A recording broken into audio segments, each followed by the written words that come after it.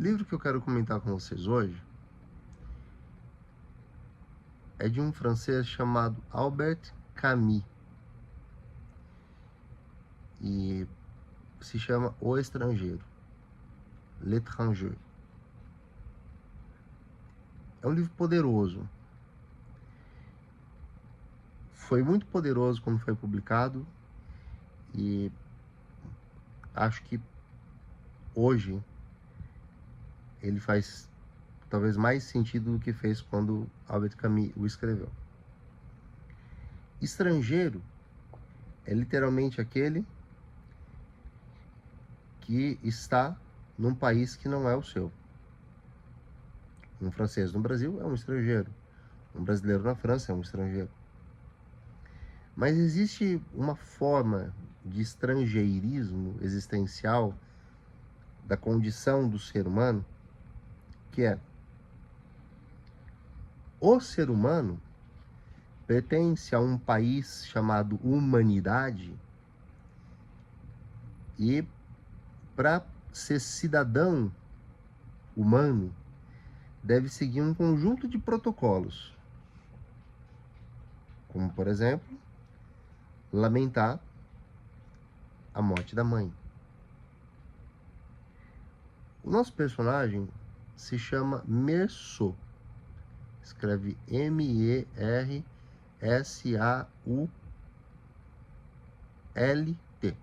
Meursault. É um homem solitário, muito na dele. A mãe já é uma senhora idosa, vive numa casa de repouso.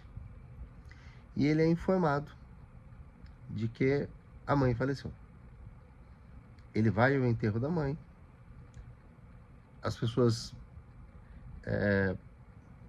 quando ficam sabendo, ele é o filho da senhora que faleceu, vão lá dar as condolências.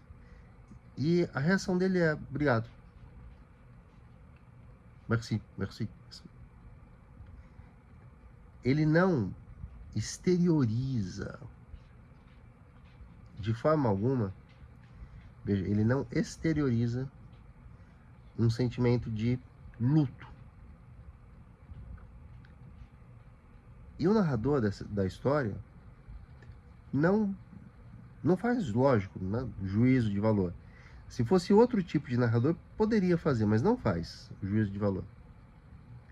Então, ele está cumprindo o protocolo. Cumprindo o protocolo. Mas não autenticamente. Né? Porque a gente cumpre muitos protocolos. Exemplo. Quantas pessoas no seu cotidiano te abordam: bom dia, tá tudo bem? Tudo bem com você? Você tá bem? E você pode estar um caco, um lixo, sabe? Tá naquele dia de fúria. Mas é o protocolo, você fala: tudo bem, né? Você bota um sorrisinho no rosto: tudo bem. É o que o filósofo sul-coreano Byung-Chul Han chama de positividade, uma falsa positividade. E se a gente for pensar junto um pouquinho, faz sentido dizer que tá tudo bem, porque ia ser tanta encheção de saco dizer que não tá bem, tanta explicação, né? Tanta gente falando: mas o que aconteceu? Mas você, né, tem saúde, é jovem, né, tem tanto tempo pela frente, que a gente fala: tá tudo bem. Inclusive porque ouvir problema, essa solidariedade de ouvir o problema do outro, é muito raro. Muito raro. Bem, começou, ouve algumas coisas da mãe, né, do tempo que ela ficou lá, porque ele não era muito de visitar, e enterra. E as pessoas percebem o seguinte, que no velório, no enterro, ele não chora em nenhum momento. Ele morava em Argel, capital tal da Gélia. Ele foi até esse lugar em que a mãe estava era interna como uma casa de repouso. Ele volta e segue a vida dele, que é uma vida bem metódica, sabe? Lembra muito tempos modernos, do homem engolido pela engrenagem. E como era muito quente, ele gostava de ir à praia. Ele vai à praia e conhece uma moça, com quem começa a se relacionar, e é uma relação muito mecanizada. Se ali há afeto, é diferente do afeto como nós entendemos. Com açúcar, com doçura, com breguice, mochar um chãozinho, né? Fica falando aquela linguagem infantilizada. Porque é gostoso. É gostoso. Né? Baby talk. Bem, eles estão começando a namorar. E um dia vão juntos à praia. Um árabe. Veja, o árabe, ele é daquela região. Mas a Argélia é colônia francesa. Então, o árabe é, de certa forma, um estrangeiro na própria terra. O Messô, ele é um estrangeiro, ele é um ser humano estrangeiro na humanidade. Porque ele não partilha as prerrogativas mínimas para ser tido como humano. Né? Vejam que nesse neocolonialismo que se estendeu pelo início do século XX e foi acabando muito aos poucos,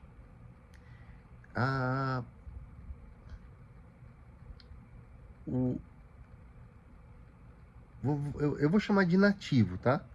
Não como índio, mas nativo assim, porque era quem estava lá quando aquele país foi dominado por uma potência europeia. No caso, Argélia, França. O árabe era, em tese, menos detentor de direitos que um francês, que o francês era o colonizador. E aí, começou, passa-se por esse árabe mexe com a mocinha Miriam, se não me engano o nome é esse, e aquilo o incomoda e ele tem uma reação muito também mecânica. Ele mata o árabe. Aí é lógico, tá? Estamos no século XX. Matar alguém é crime. Ainda que se admita que se um árabe matasse um francês, o caso seria muito mais, né, duro. O francês matar o árabe também era crime. Mas daqueles crimes que a gente, né, no contexto, sente. Vai dar nada. Porque a carne morta é a mais barata do mercado. Aqui no Brasil a gente fala isso, né? Isso foi dito por um grande poeta, referindo-se ao negro, mas lá era o árabe. E há um processo, um julgamento. E para espanto, Messô é condenado. E a condenação, assim, a peça-chave da condenação não foi assim, a frieza com a qual ele matou um árabe. Ele foi condenado ao cabo e ao rabo da história por não ter chorado na morte da mãe.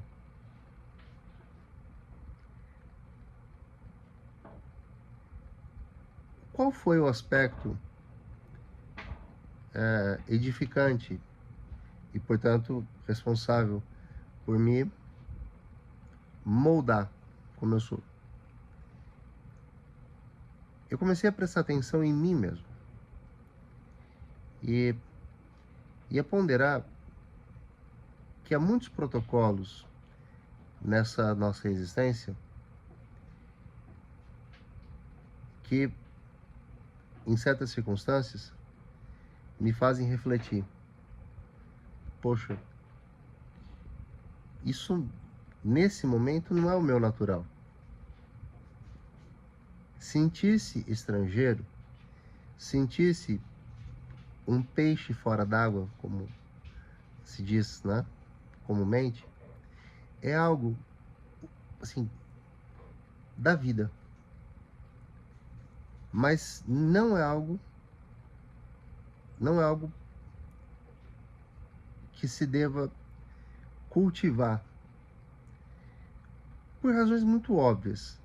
Se cada homem for uma ilha, se cada ser humano for uma ilha, né, e assim, criando uma nação para si mesmo, metaforicamente falando, teríamos, né, gravíssimos problemas de incomunicabilidade. E aí eu falo assim, poxa, mas a gente já é uma espécie que vive em ilhas metafóricas, com individualismo, né? Então, combater o individualismo, ou não cair na tentação de ser individualista. As pessoas se tornam individualistas não por vilania ou canalice, mas porque há momentos em que o individualismo é muito tentador. Talvez a palavra seja essa, tentador. É uma zona de conforto. E esse livro me ensinou que, embora quando eu li eu fosse muito jovem, chegaria o tempo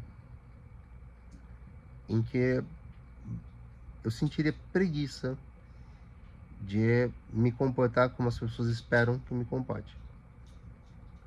Mas pertencer, poder me integrar com pessoas, é um valor maior do que essa necessidade de, sabe, ficar sozinho e apertar aquele botãozinho do foda-se. É uma leitura libertadora. Eu gosto muito da idade que eu tenho, né? Embora frequentemente eu pinte minha barba, né? Vocês estão vendo? Se eu não pintasse, ela estaria inteirinha branquinha. Cabelo também. Eu gosto do meu tempo. Eu vivi o meu tempo. Raras vezes eu desejo voltar a ter, né, uma idade, assim, ser mais jovem. E falando, né, do livro para vocês, eu recupero na minha mente a experiência de ter vivido a leitura de O Estrangeiro, que ele me foi recomendado na escola por uma professora de literatura. Naquela época, havia um ônibus fretado, né, que deixava cada aluno, né, na sua casa. Eu desci no centro, fui ao Sebo, que já mencionei num outro vídeo, e falei assim, você tem um estrangeiro? Ela tinha, né? E eu, assim, eu tinha dinheiro de lanche, né? Minha mãe sempre deixava um dinheiro a mais para vai que. E comprei aquele livro e pensei, putz, eu desci, como é que eu vou chegar na minha casa agora? Eu fui lendo no caminho. E devo ter levado 1 hora para chegar até a minha casa, um pouco mais. E cheguei em casa, faltavam umas 20 páginas para terminar a leitura. Aí eu passei a tarde assim, meio catatônico, digerindo aquela leitura. Espero que para vocês funcione assim também.